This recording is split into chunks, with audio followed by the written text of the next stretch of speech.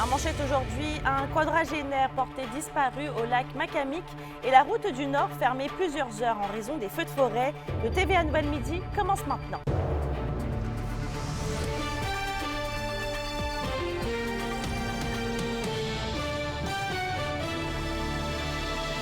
Bon midi tout le monde et merci d'être sur nos ondes.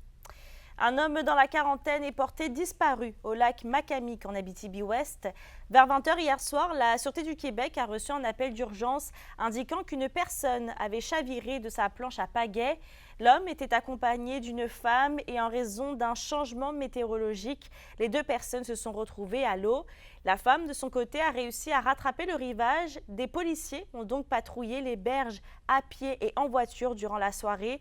Le porte-parole de la Sûreté du Québec, le sergent Hugues Beaulieu, indique que des plongeurs vont continuer l'opération de recherche aujourd'hui. On attend l'arrivée des plongeurs en début d'après-midi. Ces derniers vont se diriger en embarcation sur le lac Macamic pour aller faire du sondage et permettre peut-être des plongées éventuellement. Mais présentement, il y a plusieurs marcheurs au niveau des berges, des policiers qui sont à faire les berges justement. Et il y a une équipe nautique à bord d'une embarcation sur le lac Macamic. On fait les berges, hein, mais il n'y a rien comme l'aide de la population dans tous nos dossiers. Donc, effectivement, si les riverains aperçoivent quelque chose, c'est important de communiquer rapidement avec le 310 41 41. Dans le dossier des feux de forêt maintenant, la route du Nord qui permet d'accéder à la baie James a été fermée pendant plusieurs heures. Et ça, c'est en raison des feux. Mais Félix, il semblerait que la situation ait changé. Oui, en effet, la route est réouverte à la circulation. C'est ce que m'a confirmé le directeur des services d'entretien routier de la Société de développement de la baie James. Ce qu'il faut savoir, c'est que la route, elle avait été fermée de manière préventive, mais le ministère de la Sécurité publique du Québec mentionne qu'il n'y a pas d'enjeu au moment où on se parle. Et présentement, il n'y a pas de feu en Abitibi-Témiscamingue. Et les feux qui se trouvent en Jamaisie sont soit combattus ou en observation. Et les deux feux qui retiennent le plus l'attention de la SOPFEU à l'heure où on se parle se trouvent à Nemaska, c'est-à-dire à plusieurs centaines de kilomètres de Matagami. Et Mélissa, cette année, la foudre est responsable de beaucoup plus de feux qu'à l'habitude et les feux de cause humaine sont largement sous la moyenne. C'est ce qu'a révélé un rapport de la SOPFEU du mois de juin. Donc, je vais vous revenir ce soir au TVA de 18 h avec un dossier complet sur les feux du nord du Québec. Merci Félix. Au revoir. Dans un autre dossier, le bureau du coroner tiendra des audiences publiques en lien avec 3 décès survenus dans la région entre la fin de 2022 et le début de 2023, peu de temps après que des personnes aient reçu des soins à l'hôpital de Val-d'Or. C'est la coroner, maître Stéphanie Gamache, qui présidera les audiences assistée d'un procureur aux enquêtes publiques. Les audiences vont se dérouler du 4 au 8 novembre, du 25 au 29 novembre et du 2 au 6 décembre de cette année au Palais de justice de Val-d'Or. Donc évidemment, toute personne d'intérêt qui souhaite s'exprimer sur les circonstances de ces décès pourra le faire. Le but ultime de la démarche est de trouver des pistes de solutions pour assurer une meilleure protection de la vie humaine. On va de l'autre côté de la 117 maintenant jusqu'à Rouyn-Noranda puisque la réhabilitation du lac Ossisco franchit une nouvelle étape. Et Anthony, c'est 4,6 millions de dollars qui seront investis pour l'étendue de l'eau.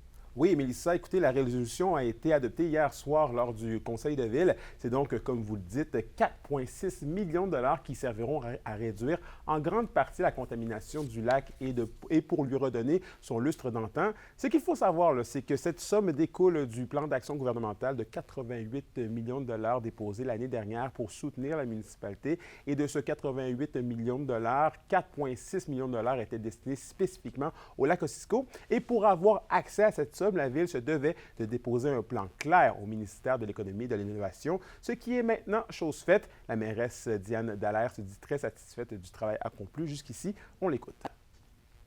Alors, le plan d'action couvre 3 grands volets d'activité, permettez-moi de vous le lire.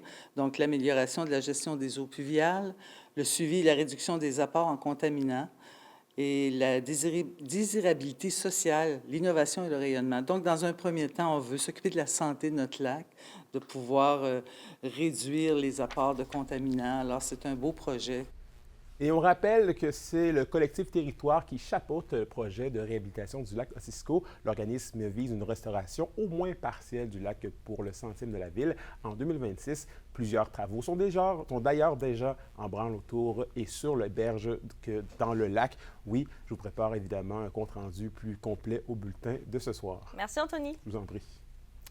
D'ailleurs, on reste à Rouyn-Noranda puisque Ressources Falco tiendra un atelier immersif sur le climat sonore et vibratoire mercredi la semaine prochaine.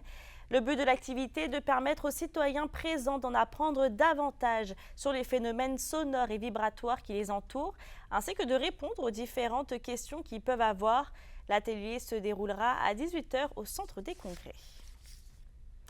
On va parler de logement puisqu'un nouvel organisme à but non lucratif qui est dédié à augmenter le nombre de logements sociaux et abordables dans l'ouest du territoire va voir le jour en octobre prochain. Le comité logement social et abordable du Témiscamingue croit que l'organisme va directement viser la protection des immeubles contre la spéculation immobilière et assurer l'abordabilité des logements à long terme. Le panel a été créé en juillet 2023 et officialisé en juin dernier. Les travaux ont été initiés par la table en développement social du Témiscamingue. L'assemblée de fondation va se dérouler le mardi 1er octobre en formule 5 à 7 à Ville-Marie. La question du jour TVA, une présentation de Mobilier Bélan qui vous offre depuis plus de 50 ans un service de qualité et un grand choix de matelas mobilier électro au prix compétitif que vous recherchez. À la question du jour, on vous demande est-ce que le prix des logements dans la région est abordable? Pour voter et commenter, rendez-vous au tva.abitibi.ca.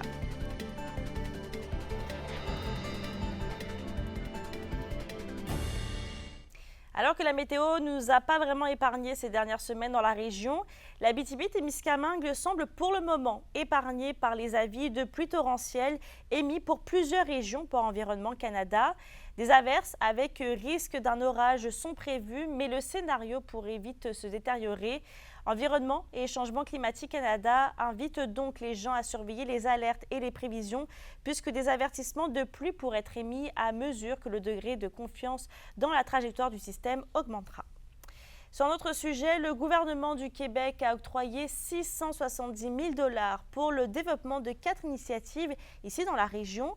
Cette aide financière a été accordée dans le cadre du volet de soutien au rayonnement des régions. Et parmi les sommes les plus importantes, 300 000 $ vont servir au développement de filières agricoles et rentables et 200 000 $ pour l'accompagnement des MRC en lien avec la gestion des eaux souterraines dans la région. Et c'est la ministre des Affaires municipales, André Laforêt, et le ministre responsable de la région, Jean Boulet, qui en ont fait l'annonce ce matin. La programmation du Festival de musique émergente en Abitibi-Témiscamingue a été dévoilée cet avant-midi et le groupe Carquois fera un retour au FME cette année après leur passage très apprécié des festivaliers l'année dernière. Il y a aussi Soldia, le groupe Galaxy ou encore Safia Nolin ainsi que plusieurs autres artistes qui seront en spectacle un peu partout dans la ville de Rouyn-Noranda du 29 août au 1er septembre prochain. Les spectacles surprises seront aussi de retour dans cette 22e édition et les passeports sont disponibles dès 16 h aujourd'hui. Je pense que c'est un peu ça, le fait vraiment que toute la ville se met FME, juste la présence aujourd'hui au lancement, le nombre de personnes qui s'approprient la programmation, qui vont après ça la diffuser, inviter leurs amis. Je pense que les gens se sont vraiment appropriés ce festival-là, puis c'est quelque chose que je sens énormément. Et ce qui vous attend, c'est plus de 100 artistes, 100 formations musicales de vraiment toutes sortes de styles. C'est très, très varié. On a beaucoup d'artistes d'ici, d'international. On a du hip-hop, du rock. On va avoir tous les styles de l'électro. Donc, encore une fois, une programmation qui est vraiment accessible à tous, autant les mélomanes que ceux qui veulent s'initier à faire des découvertes.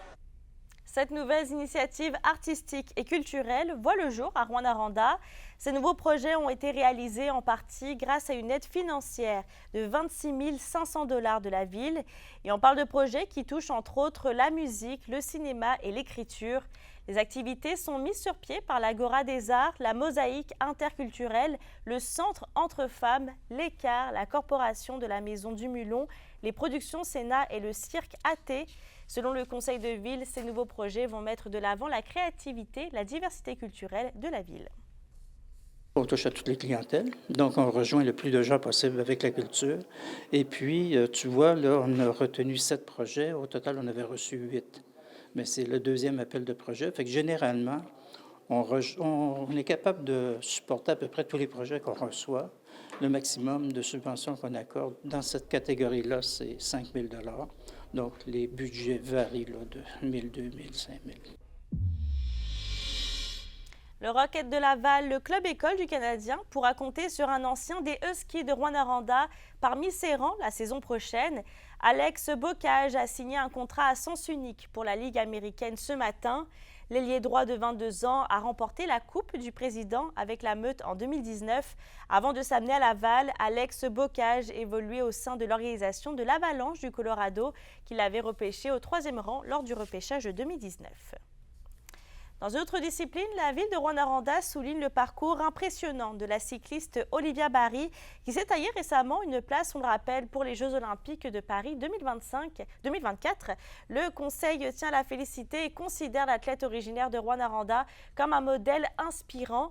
Et en ce sens, la ville souhaite au courant des prochaines semaines lui attribuer une reconnaissance particulière. À la météo aujourd'hui, on aura une alternance de soleil et de nuages dans la région avec un 60% de probabilité d'averse et risque d'orage. Il fera un maximum de 24 degrés. Pour ce soir et cette nuit, ce sera partiellement nuageux avec un 40% de probabilité d'averse tôt ce soir et un nouveau risque d'orage. Il fera un minimum de 15 degrés. Avant de se quitter, l'équipe de RNC Média offre ses plus sincères condoléances aux proches de l'ancien journaliste de Radio Nord, Dave Leclerc. Il a malheureusement perdu la vie le 28 juin dernier. Sur ce, je souhaite de passer une bonne journée et on se retrouve tout à l'heure.